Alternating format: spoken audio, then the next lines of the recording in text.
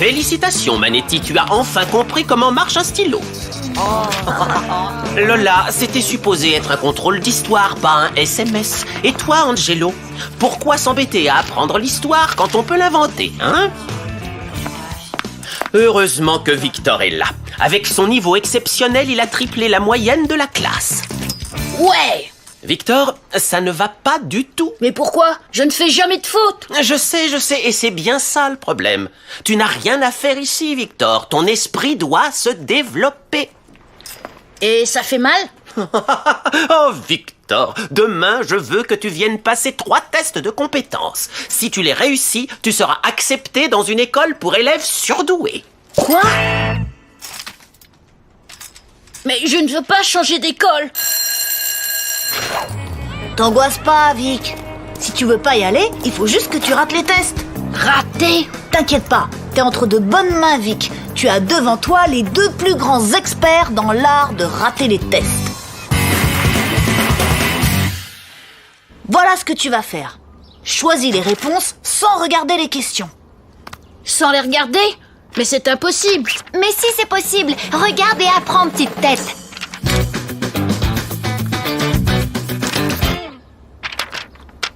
Mais toutes tes réponses sont fausses. Exactement.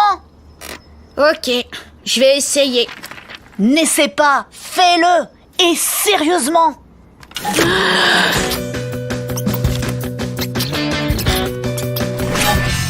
Fini. Oh, Victor, toutes les réponses sont bonnes. Désolé, c'est plus fort que moi. Essaie en prenant la feuille à l'envers. Des fois, je lis des livres à l'envers. Sinon, je les lis trop vite et ça m'ennuie. Je vois quel est le problème. La vue.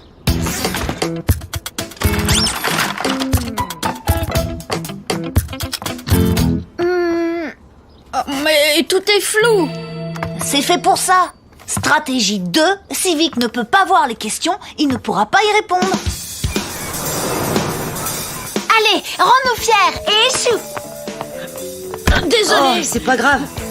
Excuse-moi. Regarde où tu vas. Désolé, je ne t'avais pas vu.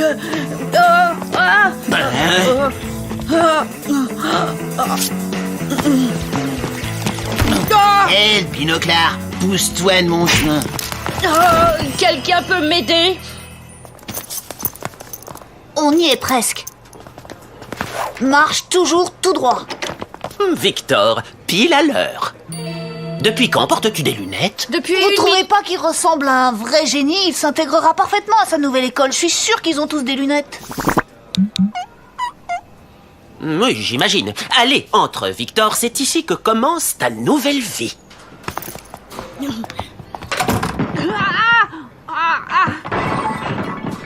Tout va bien.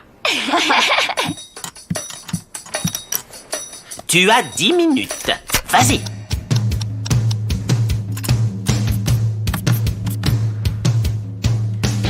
Mission accomplie. Il reste 30 secondes. Qu'est-ce qu'il fait? Il vérifie ses réponses. Oh non, ça ne fait pas partie de notre plan.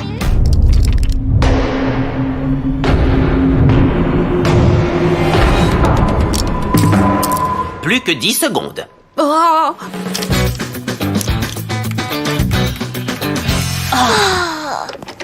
Très bon travail, Victor. 0 faute, comme à ton habitude. Fais une petite pause. On continue avec un test de maths dans 10 minutes. C'est sans espoir. Comment quelqu'un d'aussi intelligent peut-il être aussi bête? Je sais, en répondant à la mauvaise question. Commençons par un petit calcul tout simple. 543 fois 6 divisé par 7.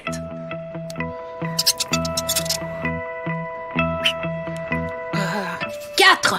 4. Et 465,42 857. Waouh, quel génie! Quel idiot!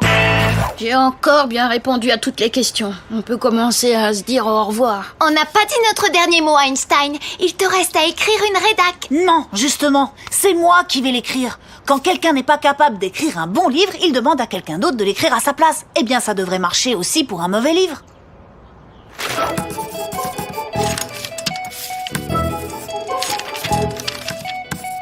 T'auras bientôt fini, dépêche-toi. J'y suis presque.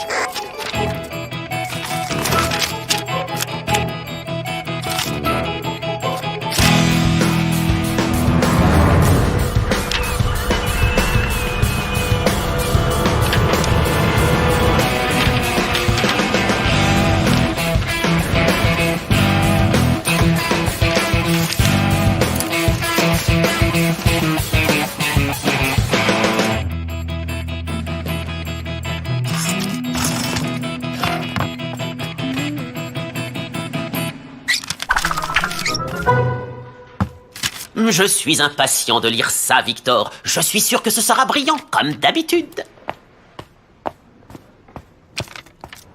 Ta rédaction était vraiment super nulle, hein. T'es sûr? Ouais, à moins que Monsieur Leroux aime les histoires de Toto et les fautes d'orthographe. Victor, je suis vraiment navré, mais malheureusement, tu es recalé. Ouais, j'ai échoué, je déchire. Enfin, je veux dire, oh non, j'ai jamais été recalé. Cependant, cette rédaction était écrite d'une façon très originale. C'est bien la preuve que tu n'es vraiment pas fait pour suivre une scolarité classique. Hein? Et je suis désolé, tu devras repasser ces tests de compétences l'année prochaine. J'en informe tes parents. Mes parents? Mais il peut pas dire à mes parents que j'ai pas réussi. Ça m'arrive jamais. T'inquiète pas, Vic. Tu as devant toi les 2 plus grands experts dans l'art d'annoncer un échec scolaire à ses parents.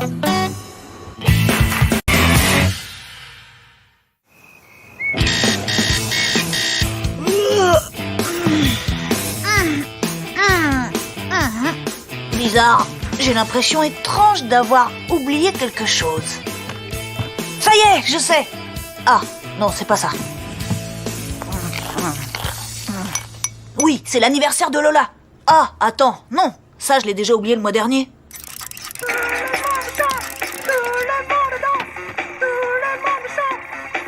Alvina, tu peux baisser un peu? J'arrive pas à réfléchir avec ta musique à fond. Mais oui, c'est ça, la musique. Et chacun devra faire un exposé sur un musicien célèbre qui a marqué l'histoire de manière significative. Et pas d'excuses abracadabrantes cette fois, compris, Angelo? Mon exposé, c'est aujourd'hui. Ah, c'est ça que j'avais oublié. Maman, donne-moi le nom d'un des plus grands musiciens de l'histoire. Eh bien, il y a Mozart, un compositeur qui Merci, a... maman. Stratégie 1, j'imprime des infos sur Mozart pour les lire en chemin. Angelo, tu as oublié de prendre ton petit déjeuner. Allez, dépêche, Mozart. Ouais, cool. Angelo, brosse-toi les dents, on part dans 1 minute. J'imprime.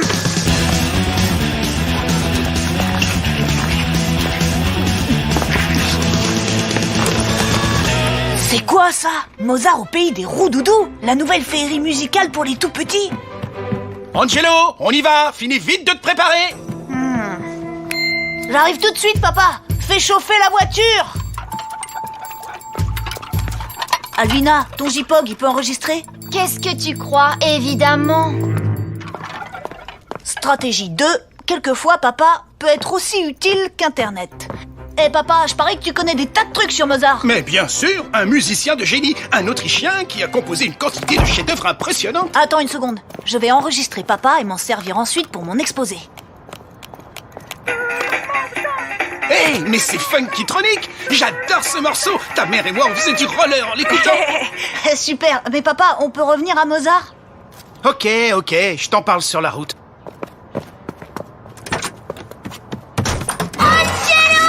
Rends-moi mon JPOG! Merci, papa. Beethoven a composé 9 symphonies. La pastorale, l'héroïque, la... Mec, me dis pas que t'as appris ton exposé par cœur. Ça se faisait au siècle dernier, ça.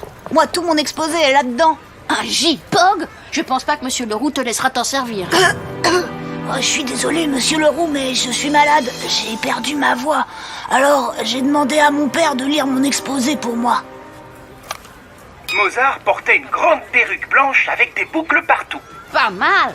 Oh, mince, j'ai dû appuyer sur le mauvais bouton quand j'enregistrais.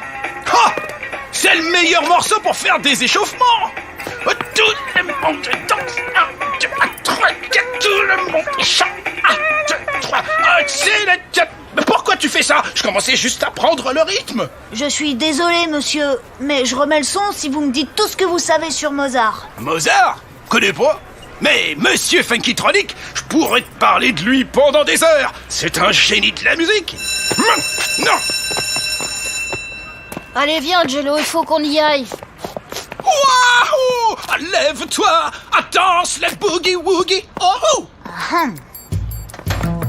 Victor, fais-moi gagner du temps. Monsieur Leroux ne va pas aimer ça. Pas si je lui fais l'exposé du siècle. Je vais voir ce que je peux faire. Très bien, qui va commencer? Voyons voir. Et si on suivait l'ordre alphabétique? Angelo? Il est à l'infirmerie, il a mal à la gorge. Mais je peux faire mon exposé en premier si vous n'y voyez pas d'inconvénient, monsieur Leroux. Bon, d'accord. Mais si Angelo n'est pas revenu avant la fin de ton exposé, j'irai le chercher. Et s'il n'est pas à l'infirmerie, il aura 0. Et toi aussi. Stratégie 3, si tu n'as rien sur Mozart, passe à Funkytronic. Vous voyez, monsieur, tout le monde va parler de Beethoven, de Mozart et d'autres types hyper vieillots. Mais il y a un génie qui va être oublié, monsieur Funkytronic. Oh, mais c'est horrible! Alors, ça vous dit de m'aider à réparer cette injustice? Moi? Mais je suis prof de gym, pas critique musicale. Et c'est pas moi qui vais changer des siècles d'obscurantisme. Non, mais vous pouvez m'aider à faire mon exposé. Oh! Ouais. Ah là là, j'espère que ça va marcher. Beethoven a composé 9 symphonies. La première, la deuxième, la troisième, la quatrième et puis la cinquième. Celle qui fait pom-pom-pom-pom, pom-pom-pom-pom. Très bien. C'est au début des années 70 que Monsieur Funkytronic est arrivé avec ce nouveau son rythmé et entraînant. Mais c'est sa manière de danser qui a complètement enthousiasmé le public. La danse, c'est une super idée. Vous devriez montrer à la classe les mouvements de Funkytronic. Non mais ça va pas, Angelo. Je vais quand même pas aller danser devant ta classe. Et si vous n'êtes pas tout seul? Et Beethoven est mort en 1827. Mais sa musique, elle, est immortelle. Il y a des informations sur son œuvre sur www. Très bien, Victor, j'en ai assez entendu. Angelo n'est toujours pas là. Je vais aller à l'infirmerie voir si... Mon exposé aujourd'hui est sur monsieur Funkytronic. Le plus grand chanteur, compositeur et danseur de funk de tous les temps. Allez! Lève-toi, danse le boogie-woogie, ha! Bouge ton corps, wahoo! Boogie! Sa carrière a commencé dans les années 70.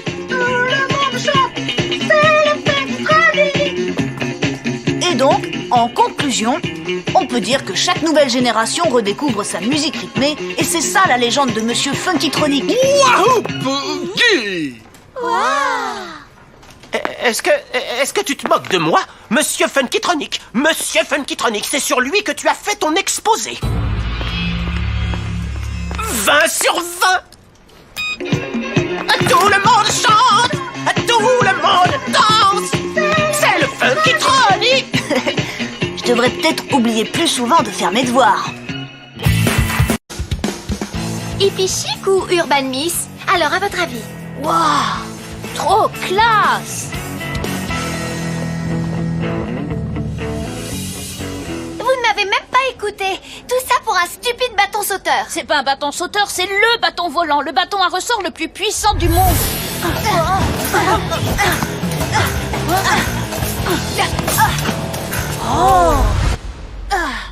Mais il va falloir attendre une semaine avant qu'il sorte. Chers clients, cette semaine, profitez de notre opération spéciale. Le 1000e client recevra en cadeau le nouveau et puissant bâton volant. Alors, dépêchez-vous de passer à la caisse pour savoir si vous êtes l'heureux gagnant. Vite Lola, achète la coque pour ton portable, on est peut-être le 1000e client. Ok, ça va, calmez-vous. Vous êtes le 873e client. Oh, le 1000e n'est sûrement pas pour aujourd'hui. Ça, c'est ce qu'on va voir. Je ne veux pas vous décourager les mecs, mais le magasin ferme dans 1 heure. Et demain, il y a école, je vous signale. Bon, bah y a plus qu'à faire grimper le nombre d'acheteurs avant que le magasin ferme. On a besoin de 127 personnes. Ok, combien on a d'argent sur nous? Désolée, j'ai dépensé tout ce que j'avais dans ma super nouvelle coque. Ça nous fait 5,45 €. Ça suffira. Stratégie 1, on achète et on rend. Prends les trucs les moins chers. Il y a ces peluches qui sont en solde. Parfait. Vu que le bâton sauteur, c'est pas vraiment mon truc... C'est un bâton volant. Ouais, comme tu veux. Si ça ne vous dérange pas, je vous laisse gérer cette mission sans moi. Pas de problème, mais tu veux bien nous aider à apporter tout ça à la caisse? Ok.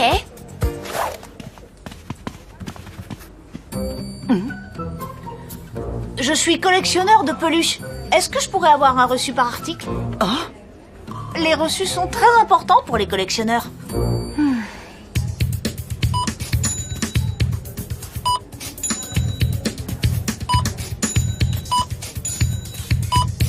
On va continuer à faire ça jusqu'à ce qu'on soit le 1000e client. Tenez, vos reçus. En fait, je vais plutôt collectionner des canards en plastique. Je voudrais me faire rembourser ces peluches, s'il vous plaît. C'est une blague, c'est ça? Le client est roi. Je me demande pourquoi. Quoi? Finalement, les lapins en peluche sont pas si mal. Et en plus, ça se démode pas, ces trucs-là. Je les garde. Vous pourriez me refaire des reçus? Oh, s'il vous plaît. Mais bien sûr, jeune homme. Il nous reste moins d'1 heure et on a encore besoin de... 118 nouveaux clients. Et il nous reste plus d'argent. Bon bah, c'est pas tout, mais il faut que j'aille montrer le nouveau look de mon portable aux copines. Eh, attends un peu. On a besoin de ton aide pour la stratégie 2, la vente du siècle. Ils ont pas les meilleurs tubes de poney et ses amis. Les poneys, c'est devenu totalement démodé. Essaye ça à la place. C'est le meilleur album de Slobber. Ah, t'es sûr? Ça a pas l'air d'être mon genre. Les Slobber chantent les plus belles ballades de tous les temps sur d'affreux zombies. Tu vas adorer.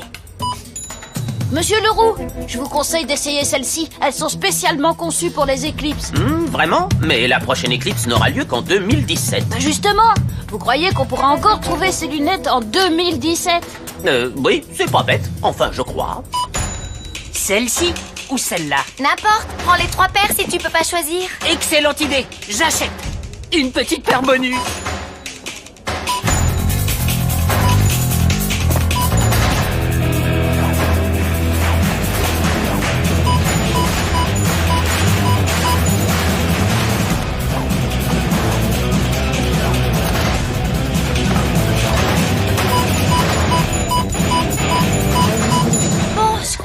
Continuez sans moi maintenant.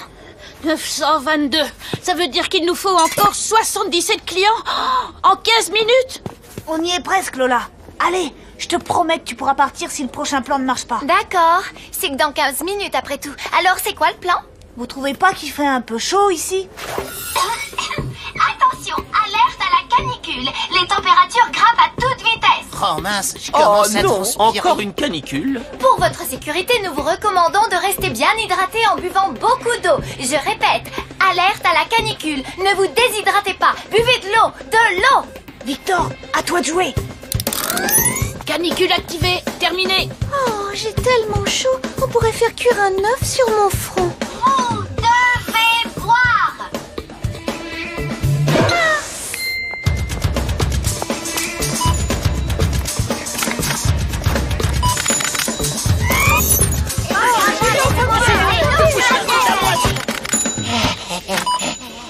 À nous de jouer.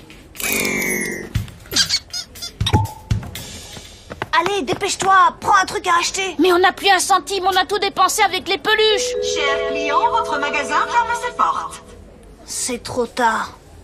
Oh, j'arrive pas à croire que je vais faire ce que je vais faire. Vite, lancez-moi 2 bouteilles d'eau. Vous voulez votre bâton machin ou pas? C'est un bâton volant.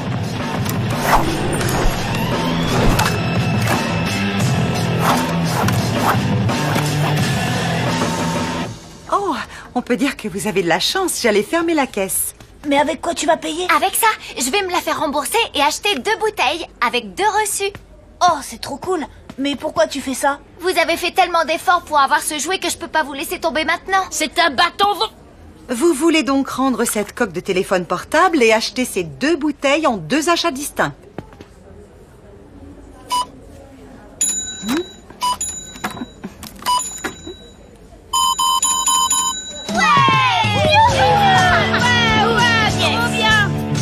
Oh, excellent. Nous sommes heureux de vous offrir ce porte-clés collector du bâton volant. Waouh, regardez ça! C'est un porte-clés unique en son genre. Il vaut une centaine d'euros. On pourrait le vendre pour acheter 2 vrais bâtons volants. Avec ma coque de portable. Et un 3e bâton volant pour moi. Ah.